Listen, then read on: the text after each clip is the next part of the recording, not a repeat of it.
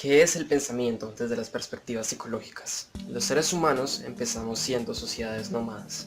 Esto quiere decir que íbamos de un lugar en otro en busca de alimentos con el fin de asegurar nuestra supervivencia. ¿Asegurar nuestra supervivencia? Pues se dice que desde que tenemos conciencia de nuestra muerte, somos conscientes de los placeres y que eso requiere cierto nivel de pensamiento. En la antigua Grecia se encontraban algunos de los principales pensadores de toda la historia de la humanidad, como lo es Sócrates, Platón y Aristóteles, que pertenecieron a un mismo ciclo de tiempo. Esta corriente de pensadores filosóficos se llamaban los idealistas, con excepción de Aristóteles, quien fue el fundador del pensamiento moderno. Pero antes de esto, cabe resaltar, muchos de los pensamientos de aquella época estaban rodeados por un pensamiento muy místico. Todo el conocimiento era en base a la religión y a los mitos. Es por eso que en la antigua Grecia se era politeísta, ya que los dioses eran una explicación a lo que no entendíamos. En la antigua Grecia mayoritariamente se creía que los dioses crearon la tierra, el mar y al hombre. Se creía que siendo simples mortales podríamos llegar a la buena estima de los dioses. Esto siempre y cuando realicemos acciones cargadas de heroísmo. Para los griegos, éramos poseedores de un alma que al morir sufría un destino, ya sea de recompensas, de castigo o un estado de neutralidad. Pero todo esto sería extendido durante la eternidad y estas cosas serían determinadas según cómo fuese nuestro comportamiento durante la vida mortal. El cuestionamiento de la existencia del alma es importantísimo en cualquier corriente religiosa. En Grecia surge la palabra psicología, donde psique significa alma y logos significa estudio del alma. Claro que esta creencia tiene muchas variables y vertientes según la época en la que abordásemos la antigua Grecia. Esta creencia en los dioses y en un alma que puede vivir por mucho tiempo son solo una muestra de la búsqueda primordial de todos los seres humanos, el sentido de la vida. Para San Agustín, el sentido de la vida y la justificación de nuestra existencia era la infinita bondad del Dios cristiano, quien nos envió a esta tierra a aprender. Descartes justificó el sentido y la validez de su existencia, cuestionándose todo, hasta que solo tuvo certeza de su propia existencia y la de Dios. Esto creó el estudio central de la psicología, es decir, yo soy un ser que existe, que siente y que piensa. El pensamiento es una cualidad humana de formar ideas en nuestra mente. Y para explicarles el rigor de la mente como factor biológico, dejaré en videollamada a mi amigo Brian. Adelante, Brian.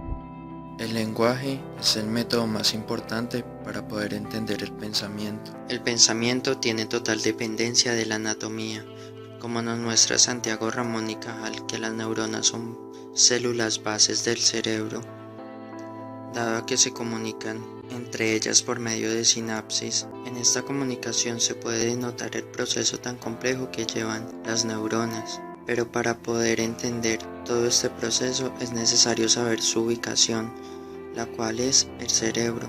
Este a su vez posee ciertas regiones específicas y especializadas en distintos tipos de procesamiento. Las encargadas de estos procesos son el área de Broca, que se encarga en la producción del lenguaje, y el área de Wernicke, que se encarga de la adquisición y comprensión del lenguaje. Estas dos áreas son muy importantes al nivel de procesamiento sintáctico y semántico.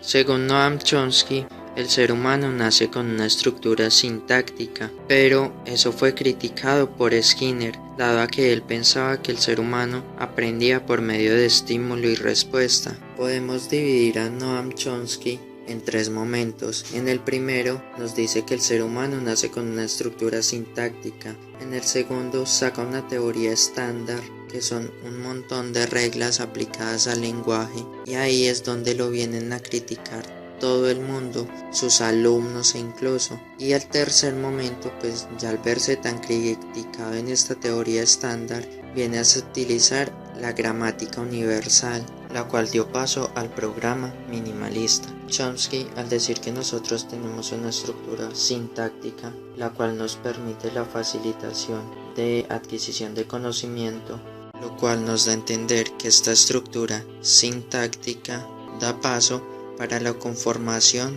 de oraciones con significado semántico. Este proceso se puede entender mejor con la psicolingüística, que es una disciplina experimental que estudia los procesos psicológicos implicados en la producción, comprensión y adquisición del lenguaje, como nos muestra la neurolingüística Virginia Yaichenko, la cual nos dice que tenemos unos mecanismos especializados para el procesamiento del lenguaje que se encargan de comprender, producir y adquirir el lenguaje. Pero este a su vez tiene dos tipos de procesamiento, los cuales son el procesamiento léxico, que es un sistema de la memoria que recibe el nombre de memoria semántica, el cual contiene todo el significado de los conceptos en los que se almacena el conocimiento. Otro tipo de procesamiento es el procesamiento subléxico, que es referente a la distinción entre los procesamientos del habla y la escritura. El habla viene siendo todos los fonemas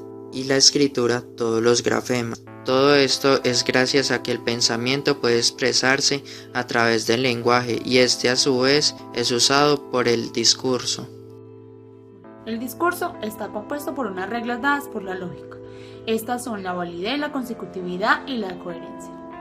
En la psicología se utilizan estas reglas para determinar si el discurso y el detalle de este concuerdan con la sintomatología de una persona.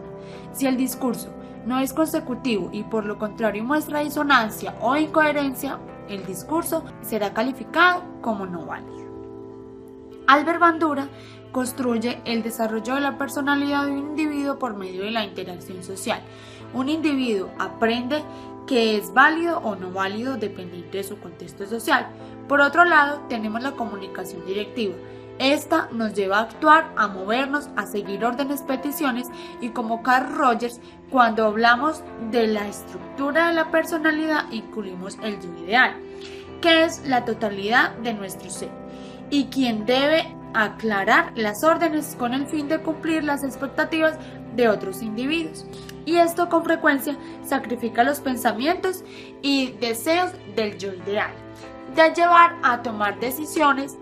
La comunicación emotiva, que nos lleva a expresar sentimientos propios que se pueden compartir o no. En este caso ponemos a Les Greenberg, ya que este psicólogo realizó un estudio enfocado en las emociones y estas tienen un sistema innato y adaptativo que se ha desarrollado para ayudar a sobrevivir. Todo esto basado en los estudios investigativos que se miden mediante un modelo cualitativo, valiéndose en muchas ocasiones de la fenomenología y el estudio de caso, para aplicar test mentales, test de personalidad, entre otros que sirven para ver cómo el contexto afecta el pensamiento del individuo. Entonces, el pensamiento para la psicología se caracteriza porque opera mediante las ideas, puede ser fuertemente influenciado. La motivación, esta puede provenir del ambiente natural, social o cultural. El pensamiento, su intención, siempre es la solución de problemas. Este tratará de solucionarlo de forma coherente y organizada. Este concepto es logrado dentro de la psicología gracias a los aportes de otras disciplinas.